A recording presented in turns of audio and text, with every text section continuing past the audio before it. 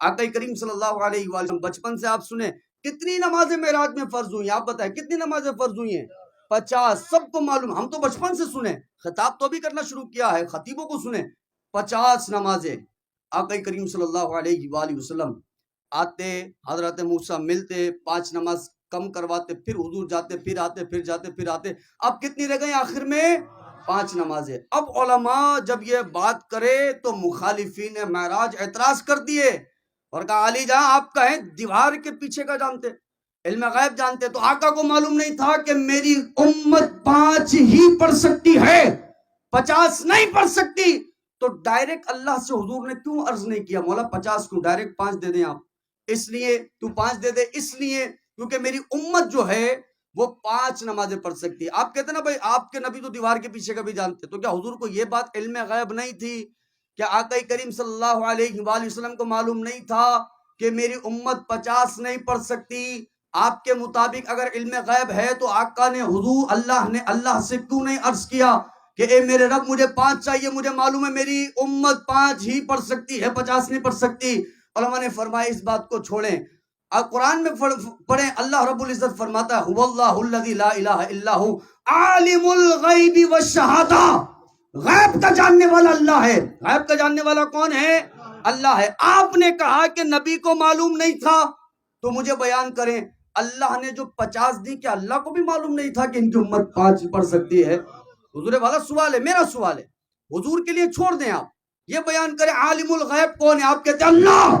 تو اللہ کو تو معلوم تھا نا کہ ان کی امت 5 ہی پڑھ سکتی ہے، پھر اللہ نے 50 کیوں دی ہیں؟ سوال تو یہاں کھڑا ہو جائے گا، اور سوال تو پھر ہم کریں گے حضور والا. آپ مجھے اس بات کا جواب دیں، عالم الغیب ہو کر میرے آقا کو کیوں 50 نمازیں دے رہا ہے؟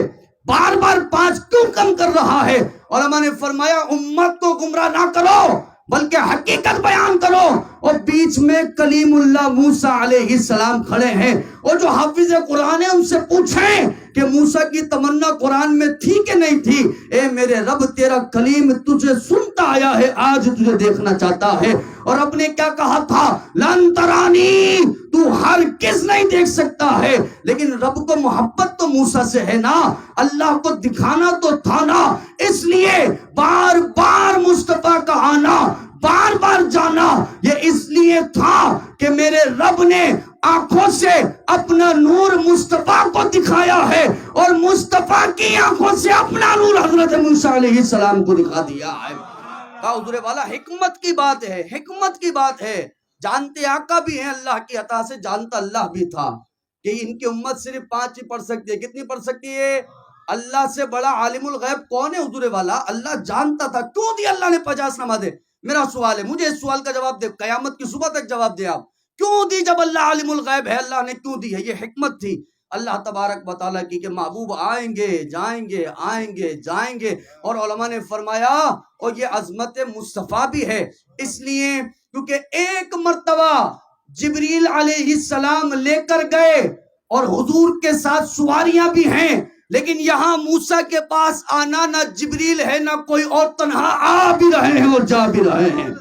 کہا حضور سوچئے ایک مرتبہ جبریل لے کر گئے، فقط ایک مرتبہ، لیکن اب میرے مصطفیٰ کا آنا جانا کیسا ہے؟ ایک مرتبہ نہیں کئی مرتبہ آ بھی رہے ہیں جا بھی رہے، آ بھی رہے جا بھی رہے. اس لیے تو شاعر فرمائے آنا جانا میرے حضور کا ہے، عرش جانا میرے حضور کا ہے، دل ٹھکانا میرے.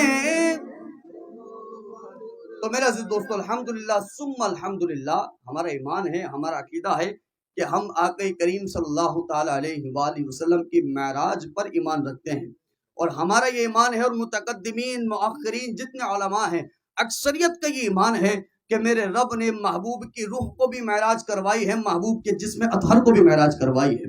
اب یہاں